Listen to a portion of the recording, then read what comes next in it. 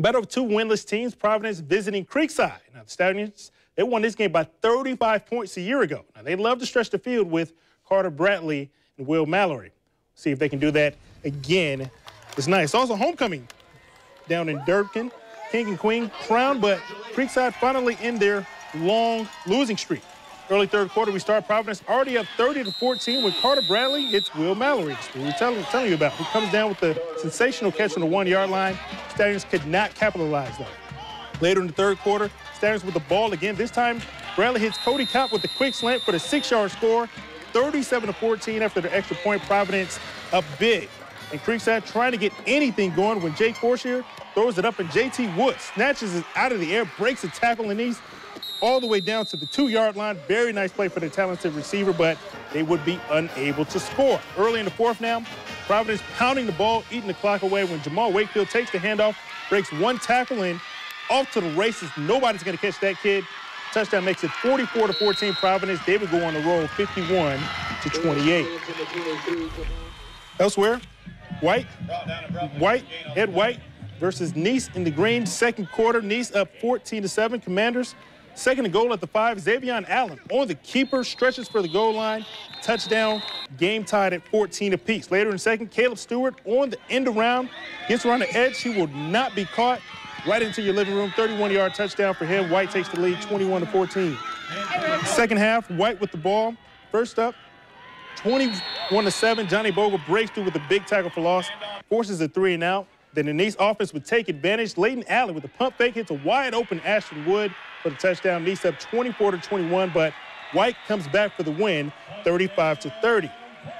Elsewhere, Westside visiting Bishop Kenny. Westside in the white, visiting Bishop Kenny in the black. Not a whole lot of defense early in this one. Very first play from scrimmage, Kenny's Curtis Gavin gets to the outside untouched, makes one cut back at the 10-yard line, in for the 67-yard touchdown. That put Kenny up 7-0.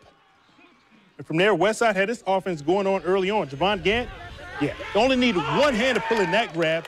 So far, I would say that's our catch of the night. Nice grab by the big man. Then after a penalty, Wolverines facing a 3rd and 18. No worries because Winston Sweeting hits Dale George Jr. in stride. Just look at how George just separates from the defender. No contest, shows off a little bit of track speed there. Extra point was no good.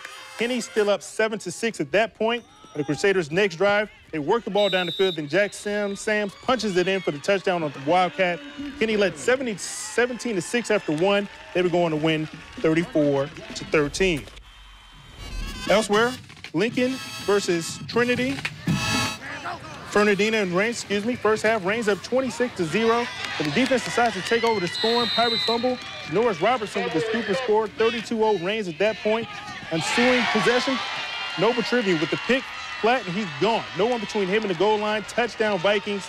39-0 Reigns at the half. Second half, this is why you should not kick the ball to Willie Rack. Takes the kickoff at his own 10, cuts it to the right sideline, breaks the tackle, picks up a couple of blockers, then, just made number 10 look silly. Points at him and everything. That was very disrespectful. 90-yard kickoff return, 39-0 Reigns.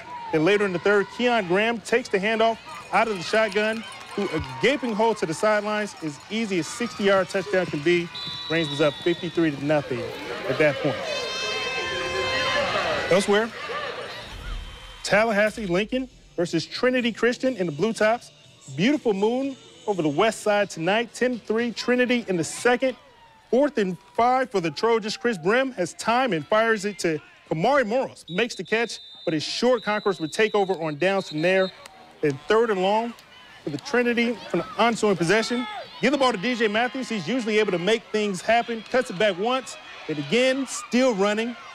Then a third time before he's eventually tackled for a loss of 8. That would force a punt.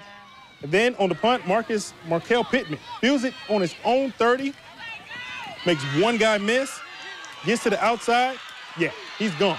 70 yards to the house. You can see the coach has got his hands up. He knows it's a 6. That ties up the game at 10 apiece. Then on the ensuing kickoff, the Conquerors, Tyreek Johnson bobbles it, but gets it back, shakes it off. Then he shows some speed of his own. Down the sideline, he would eventually be tackled at 15. They would miss the field goal to take the lead, and at 17, it would cost them. Lincoln with the upset tonight, 25-22 is the final.